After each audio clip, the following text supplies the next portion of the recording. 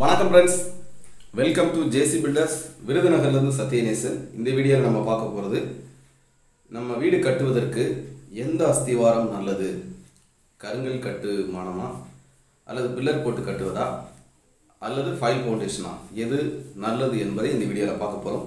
இப்போ தான் நம்முடைய சேனலை முதல்ல பார்க்குறீங்கன்னா சப்ஸ்கிரைப் பண்ணிக்கோங்க. வாங்க வீடியோக்குள்ளே போகலாம். அதாவது எந்த அஸ்திவாரம் போடணும் அப்படிங்கிறது நம்ம பிளான் பண்ணுறது நமக்கு ஒரு பிளான் வச்சுருப்போம், ஒரு எய்ம் வச்சுருப்போம். நம்ம கட்டுற வீடு பில்லர் போட்டு கட்டணும் அல்லது கருங்கல் அஸ்திவாரம் போடணும் அல்லது ஃபைல் ஃபவுண்டேஷன் போடணும், நம்ம ஒரு பிளான் ஐடியா வச்சுருப்போம். இருந்தாலும் அந்த இடத்தை பொறுத்து, நம்ம வாங்கியிருக்கிற இடத்த பொறுத்து அந்த இடத்துல எவ்வளவு தூரம் அஸ்திவாரம் போகுது, ஆழம் எவ்வளோ போகுது அப்படிங்கிறத நம்ம பிளான் பண்ணணும். ஒருவேளை ஒரு 5 அடி 6 அடி வரைக்கும் போனால் நம்ம லோட் பெரிங் ஸ்ட்ரக்சர் மெத்தட்லேயே நம்ம கட்டுமானம் பண்ணலாம்.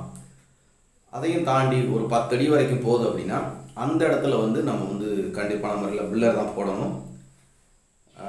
ஏன்னா செலவுகள் நமக்கு கருங்கல் அஸ்திவாரம் அப்படின்னா நம்ம 1.5 அடி அகலம் வானம் தோன்ற மாதிரி இருக்கும், வானக்கால் தோன்ற மாதிரி இருக்கும். அப்போ 1.5 அடி அகலம் போது நமக்கு மணல், கல், சிமெண்ட்டு, லேபர் காஸ்ட் எல்லாமே அதிகமாகும்.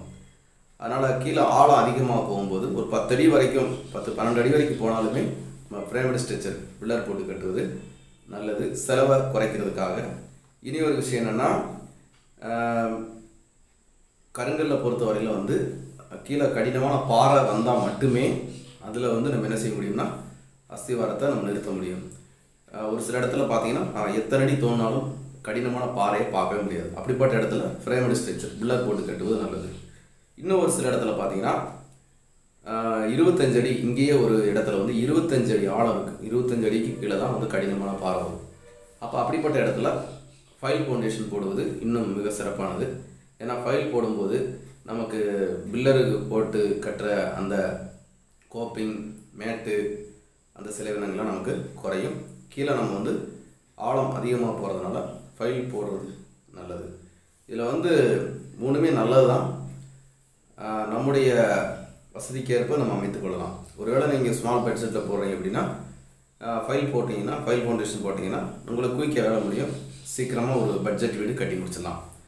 ஃப்ரேமிட் ஸ்ட்ரக்சர்னால் நீங்கள் 3rd ஃப்ளோர் 4th ஃப்ளோர் வரைக்கும் நீங்கள் தாராளமாக பயப்படாமல் கட்டிக்கலாம்.